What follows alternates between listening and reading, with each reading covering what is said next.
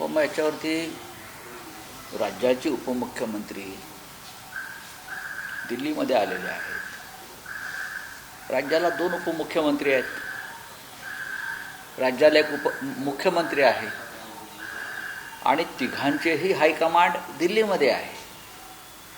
जरी त्यांच्या पक्षाची नावं वेगळी असली तरी त्या सगळ्यांचा हायकमांड दिल्लीमध्ये असल्यामुळे महाराष्ट्रामधल्या घडामोडींची, आपापसातल्या वादाची, घेण्या देण्याची, शासकीय बाबतीत म्हणतो मी, विकासाची चर्चा करण्यासाठी त्यांना दिल्लीत यावं लागतं. म्हणजे जी हिंदुहृदय सम्राट शिवसेना प्रमुख बाळासाहेब ठाकरे यांची जी शिवसेना जी आहे, उद्धव ठाकरे यांच्या नेतृत्वाखाली, त्यांचे निर्णय मुंबईतूनच होतात. पण अमित शहाने स्थापन केलेल्या ज्या शिवसेना किंवा राष्ट्रवादी काँग्रेस पक्षाच्या जे गट आहेत त्यांना मात्र दिल्लीत येऊनच त्यांच्या हायकमांडशी चर्चा करावी लागते. हे मी वारंवार महाराष्ट्राला माहिती आहे, देशाला माहिती आहे. त्याच्यामुळे जर राज्याचे उपमुख्यमंत्री दिल्लीमध्ये आले असतील आणि त्यांनी त्यांच्या खासदारांची बैठक घेतली असेल त्यांच्या गटाच्या, तर त्याच्यामध्ये आश्चर्य वाटावं असं काही नाही आहे. अमित शहा देशाचे गृहमंत्री आहेतच. अमित शहा देशाचे गृहमंत्री आहेत, त्याच्यामुळे पुन्हा सहकार मंत्री आहेत. राज्याच्या एका डेप्युटी सीएमनं त्यांना भेटले. भेटू त्यांना, देशाच्या प्रधानमंत्र्यांना जर कोणी भेटत असेल तर त्यांच्यावरती आक्षेप घ्यावा असं काय नाही. दोन्ही माननीय नरेंद्र मोदी प्रधानमंत्री आणि गृहमंत्री अमित शहा आहेत, हे दोघेही शिंदे शिवसेना म्हणजे शिंदे सेना, शिवसेना म्हणणार नाही मी, शिंदे सेना आणि राष्ट्रवादी अजित पवार गटाचे निर्माते आहेत, संस्थापक आहेत. त्याच्यामुळे त्यांना भेटणं हे आवश्यक असतं. सर, जी निधी वाटप झालंय त्याच्या अर्थसंकल्पामध्ये भाजपच्या मंत्र्यांना आणि शिवसेनेच्या 22% मिळाले, राष्ट्रवादीचे 19%. बघा, हा अशा प्रकारे जो निधीचा असमतोल आहे, असमतोल, मी म्हणतो राज्य हे सगळ्यांच्या, राज्य एक आहे, संपूर्ण राज्याचा विकास हा समतोल पद्धतीनं व्हायला हवा. राज्याचा जिथे विकासाचा बॅकलॉग आहे, मग मराठवाडा असेल किंवा विदर्भ असेल, जिथे बॅकलॉग आहे तिथे सगळ्यात जास्त मदत करणं गरजेचं आहे. पण जर तिथे शिवसेनेचे किंवा इतर विरोधी पक्षाचे आमदार असतील तर त्यांच्या माध्यमातून सुद्धा तो विकास निधी विकासासाठी उपलब्ध होणं गरजेचं आहे. तसं न करता सध्याचं सरकार हे अत्यंत अनैतिक पद्धतीनं, असमतोल पद्धतीनं निधी वाटप करत आहे. हे खरं म्हणजे लोकशाही आणि संविधानासाठी घातक हा पायंडा आहे. सर, एकीकडे तुम्ही आपल्या देशामध्ये लोकसभा अध्यक्षांच्या विरोधात अविश्वासाचा ठराव येतो, मात्र कर्नाटकमध्ये अध्यक्षांना उत्तर मिळाले नाही व्यवस्थित म्हणून त्यांनी कामकाज तहकूब केलं आणि मुख्यमंत्र्यांना या संदर्भामध्ये जाब विचारला. विधानसभा अध्यक्षाचं किंवा लोकसभा अध्यक्षाचं काम हे तेच आहे. मुळात त्या पदावर बसलेली व्यक्ती निष्पक्ष असावी लागते. तुम्ही जरी एका पक्षाकडून निवडून आला असाल आणि त्या पदावर बसला असाल, तेव्हा त्या पदावर जेव्हा तुम्ही बसलेला आहात तेव्हा तुम्ही निष्पक्ष असता आणि सगळे पक्ष तुमच्यासाठी समान असतात, सरकार पक्षासह. असं मी अनेकदा पाहिलेलं आहे. या लोकसभेत खास करून सोमनाथ चटर्जी असतील, शिवराज पाटील होते, किंवा संगमा त्या पद्धतीनं काम करत होते. पण आता विधानसभांचे अध्यक्ष व महाराष्ट्राचे असतील किंवा आणि लोकसभेचे अध्यक्ष असतील, ते पूर्णपणे राजकीय दृष्टिकोनातून काम करतात. म्हणून कर्नाटक विधानसभा अध्यक्षांचा आदर्श हा सगळ्यांना ठेवायला पाहिजे. छत्रपती शिवाजी महाराज या विषयावरती महाराष्ट्रात लोक बोलतील आणि काल बोललेले आहेत. सर, एलपीजीच्या तुटवड्यासंदर्भात एकीकडे सरकार सांगते की कुठे तुटवडा नाहीये, दररोज प्रेस कॉन्फरन्स होत आहेत, मात्र प्रत्यक्षात ग्राउंडवरती लोकांना रांगेत उभं राहावं लागतं. बघा, असं आहे की ऑपरेशन सक्सेसफुल पण पेशंट डेड अशी परिस्थिती आहे. ऑपरेशन सक्सेसफुल सर्जरी सक्सेसफुल पण पेशंट डेड. तशी परिस्थिती LPG गॅसच्या तुटवड्यासंदर्भात आहे. आपण दिल्लीत अनेक ठिकाणी जा, आज वृत्तपत्रात रांगा लागल्याची चित्र जी प्रसिद्ध झाली आहेत ती का AI काढलेली आहेत का? काय तुमचं AI काय? मुंबईमध्ये 40% रेस्टॉरंट बंद आहेत. मुंबईमध्ये शाळांच्या कॅन्टीनमध्ये LPG मिळत नाही आहे. मुंबईच्या रस्त्यावर ज्या खाण्याच्या गाड्या असतात वडापावसह त्या बहुतेक 50% गाड्या बंद झालेल्या आहेत. आणि तुम्ही म्हणताय की परिस्थिती चिंताजनक नाही किंवा काही अडचण नाही. तुम्ही खोटं बोलू नका. अनेक देवालये जे आहेत प्रमुख काशीमध्ये, काशी कोणाचा मतदारसंघ आहे? काशी हा प्रधानमंत्री नरेंद्र मोदींचा मतदारसंघ आहे. तिथे अन्नपूर्णा जे मंदिर आहे तिथे गेले 40 वर्ष अखंड 2 वेळेला भक्तांना जेवण दिलं जातं. अन्नपूर्णा मंदिरामध्ये लाखो रोज. पण ते आता अन्नछत्र LPG गॅस सिलेंडरच्या तुटवड्यामुळे बंद झालेलं आहे. शिर्डी संस्थांमध्ये सुद्धा जेवणामध्ये जे जेवण प्रसाद म्हणून देतात त्याच्यामध्ये कटौती केलेली आहे. 2 लाडू द्यायचे प्रसादाचे, एकच देतात. हे सर्व तीर्थस्थानात हिंदुत्ववादी आहेत ना, म्हणून त्याला सांगतोय आपण धर्मवादी आहात, आपण हिंदुत्ववादी आहात. निदान देवळांना तरी LPG द्या, शाळांना द्या, आश्रमशाळांना द्या, हॉस्टेल्सना द्या ना. तुम्ही खोटं बोलू नका. तुम्ही खोटं बोलत आहात आणि दिशाभूल करत आहात. रोज मिनिस्ट्री पण सर प्रेस कॉन्फरन्स घेते, काल पण घेतली आणि सांगितलं पुरवठा आहे आणि वेसल्स पण कच्छ आणि गुजरातला पण पोहोचले, काल शिवालिक पोहोचलं आणि पुरवठा पूर्णपैकी नाही, तसं दिसत नाही. अशा पत्रकार परिषदा घेऊन काही अर्थ नाही आहे. काल विरोधी पक्षनेते खरगे यांनी त्या संदर्भात एक सविस्तर निवेदन केलेलं आहे.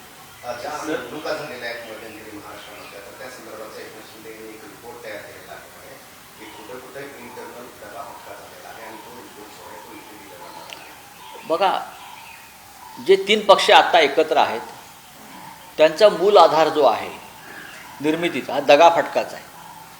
हे 3ही पक्ष दगाफटक्यातूनच निर्माण झालेले आहेत. मग शिंदेची सेना असेल, शिंदे सेना असेल, अजित पवारांचा राष्ट्रवादी काँग्रेस पक्ष असेल आणि भारतीय जनता पक्ष असेल, त्यांनी शिवसेनेशी या 3ही पक्षांनी त्यातल्या 2 प्रमुख पक्षांनी तर शिवसेनेशी दगाफटका थेट केलेला आहे. अजित पवारांच्या पक्षानं राष्ट्रवादी काँग्रेसनं शरद पवार निर्माते आहेत त्यांच्याशी दगाफटका केला आहे. आता हे 3 पक्ष आपापसात दगाफटका करत आहेत. त्याच्यामुळे त्यांच्या राजकारणाचा मूळ पाया आधार हा दगाफटका आहे. आणि जोपर्यंत हे पक्ष एकत्र आहे तोपर्यंत ते दगाफटका करत राहतील. तुम्ही दिल्लीमध्ये येऊन किती रिपोर्ट्स दिले तरी त्या रिपोर्ट्सचा फार फायदा होणार नाही.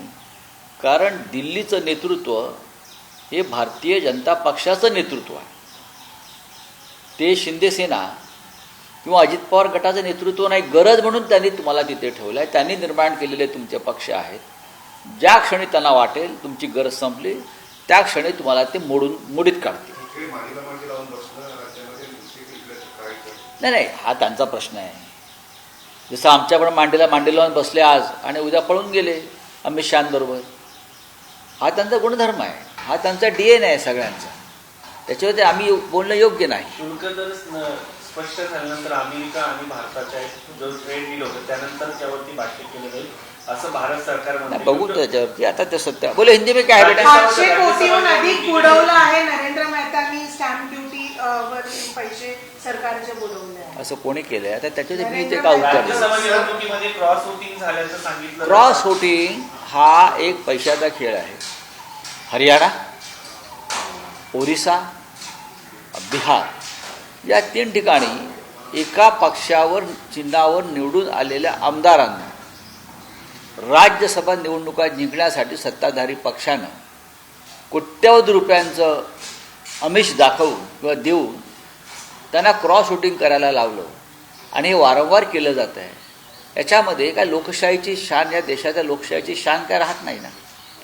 कोणतीही निवडणूक राज्यसभेची आणि विधान परिषदेची भारतीय जनता पक्षाचे लोक ही निष्पक्ष, स्वच्छ आणि प्रामाणिकपणे होऊ देत नसतील तर त्यांनी लोकशाहीचा डांगोरा पिटू नये.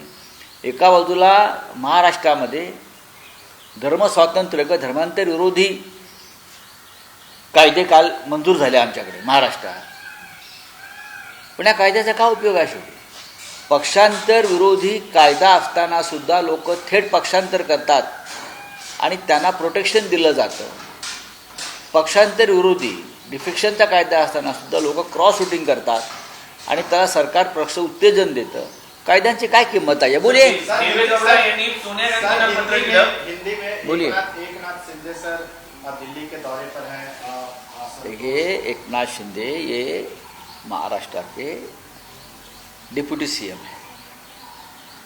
एकनाथ शिंदे की जो पार्टी है उनका हाई कमांड जो है वो मुंबई में नहीं है. भले वो नाम शिवसेना लगाते होंगे, लेकिन उनके नेता है जो उनके पार्टी की स्थापना अमित शाह ने की है, उनकी शिवसेना की. तो उनके बॉस है अमित शाह, उनके नेता है, उनके संस्थापक है पार्टी के, दिल्ली में बैठते हैं और गृहमंत्री भी है. तो डिप्यूटी सीएम अगर उनसे मिलने आए तो उसमें आश्चर्य की बात क्या है? राष्ट्रवादी कांग्रेस अजित पवार और शिंदे सेना हम जिसे बोलते हैं, ये दोनों पार्टी के संस्थापक अमित शाह जी है. तो महाराष्ट्र में क्या हो रहा है, हमको क्या करना है, क्या आदेश लेना है, वो आदेश लेने के लिए दिल्ली में आकर अमित शाह जी से ये मिलते हैं. तो मिलने दीजिए, उनकी पार्टी का अंदरूनी मामला है. अपने पार्टी को चिप से मिलने आए हैं ना. हाँ, एलपीजी गैस का शॉर्टेज का हो. देखिए, ये क्रॉस वोटिंग हमेशा होती है. बिहार में हो गई. बिहार में पर्याप्त संख्या थी कि अपोजिशन का एक उम्मीदवार एडी सिंह वो जीत सकते थे. बाद में ओडिशा में हो गया और हरियाणा में हो गया है कुछ. भारतीय जनता पार्टी जैसी जो अपने आप को एक नीतिमान पार्टी बताती है, उनको शर्म आनी चाहिए कि पैसा देकर राज्यसभा में, देश के सर्वोच्च सदन में भी आप पैसे का खेल करके वोट, विधायकों के वोट खरीद लेते हो और चुनाव जीतते हो. क्रॉस वोटिंग क्या है? ये क्रॉस वोटिंग कब तक चलेगा? ये क्रॉस वोटिंग का खेल.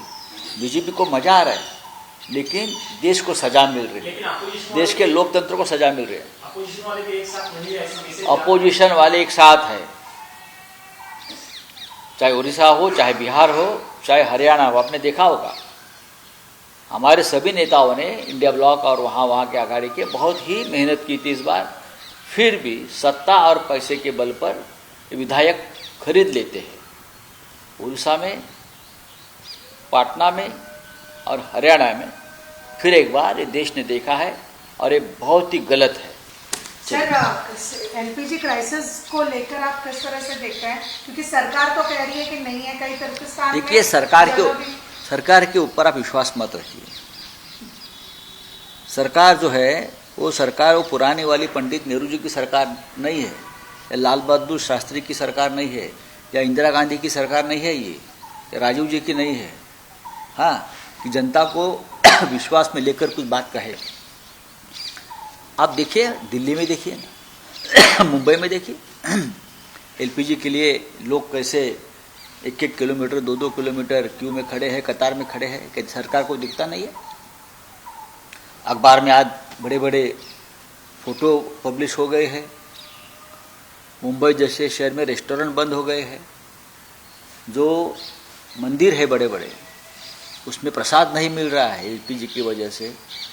अरे काशी में जाकर देखिए, मोदी जी के अन्नपूर्णा मंदिर है पुराना, 35 साल से वहाँ एक अन्न छत्र चल रहा था. गरीबों को, श्रद्धालुओं को भोजन मिल रहा था 2 टाइम मुफ्त में. एलपीजी की वजह से वो अन्न छत्र, अन्नपूर्णा देवी मंदिर का बंद हो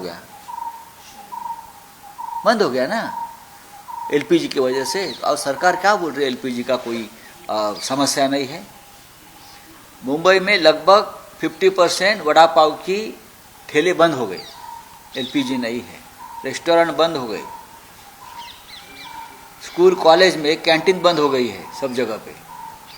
सरकार पर विश्वास मत रखिए, ये दुर्भाग्यवश कहना पड़ता है.